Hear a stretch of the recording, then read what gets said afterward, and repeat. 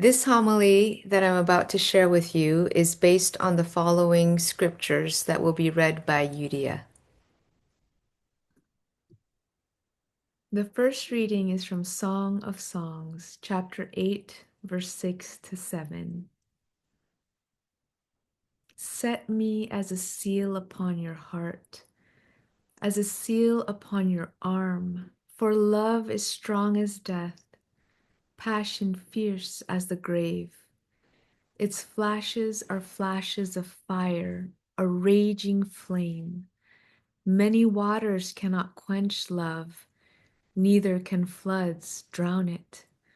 If one offered for love all the wealth of one's house, it would be utterly scorned. A reading from Psalm 128, a song of ascents. Happy is everyone who fears the Lord, who walks in his ways. You shall eat the fruit of the labor of your hands. You shall be happy, and it shall go well with you. Your wife will be like a fruitful vine within your house. Your children will be like olive shoots around your table. Thus shall the man be blessed who fears the Lord. The Lord bless you from Zion. May you see the prosperity of Jerusalem all the days of your life. May you see your children's children. Peace be upon Israel. A reading from 1 Corinthians chapter 13, 4 to 8. Love is patient. Love is kind. Love is not envious or boastful or arrogant or rude. It does not insist on its own way. It is not irritable. It keeps no record of wrongs. It does not rejoice in wrongdoing, but rejoices in the truth. It bears all things, believes all things, hopes all things, endures all things. Love never ends. A reading from the Gospel of John, chapter 2, verse 1 to 11. On the third day, there was a wedding in Cana of Galilee, and the mother of Jesus was there. Jesus and his disciples had also been invited to the wedding. When the wine gave out, the mother of Jesus said to him, "They have no wine." And Jesus said to her, "Woman, what concern is that to me and to you? My hour has not yet come." His mother said to the servants, "Do whatever he tells you." Now standing there were 6 stone water jars for the Jewish rites of purification, each holding 20 or 30 gallons. Jesus said to them, "Fill the jars with water." And they filled them up to the brim. He said to them, "Now draw some out and take it to the person in charge of the banquet." So they took it. When the person in charge tasted the water that had become wine and did not know where it came from, though the servants who had drawn the water knew, that person called the bridegroom and said to him, "Everyone serves the good wine first, and then the inferior wine after the guests have become drunk. But you have kept the good wine until now." Jesus did this, the first of his signs, in Cana of Galilee, and revealed his glory, and his disciples believed in him. This is the word of the Lord.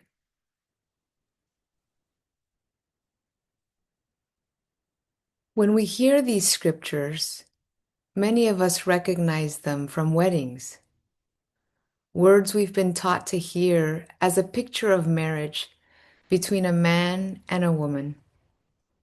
But what if they were never meant to stop there?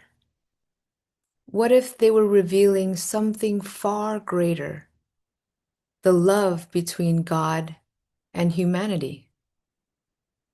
And what if love is not just something we give or receive, but someone who is both, the one who loves and the one who draws us into that love. A love that does not remain divided but brings everything into union. There is a kind of love we are used to talking about, a love that is fragile, a love that is transactional, a love that can fade. But the love we encounter in our reading today is not that kind of love. It is not human love reaching up to God. It is divine love revealing what it has always been. A love that does not withdraw, a love that does not fail, a love that goes all the way, even through death itself. Origen of Alexandria spoke of Christ, not as bridegroom, but also as the bride. Not only as the bridegroom, but also as the bride. Which means Christ is the one who loves and the one who receives, the one who gives himself and the one who gathers humanity into himself, presenting her to the Father. In him, the distance collapses. The lover and the beloved, no longer two separate realities. Christ holds both. So when we speak of bride and bridegroom, we are not speaking of roles. We are speaking of union. The wife, like the fruitful vine, this is humanity, made alive and abundant in the life of Christ. The children, like olive shoots, this is life multiplying in the Spirit. And the table, this is not just a table. This is communion. And the one holding it all together is Christ Himself, the lover and the beloved, the one who takes what was meant for washing and turns it into something to be shared in celebration.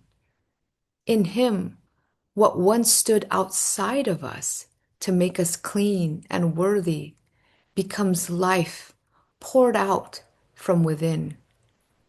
What once felt like striving is transformed into participation, union, joy, and not just enough, the best, overflowing.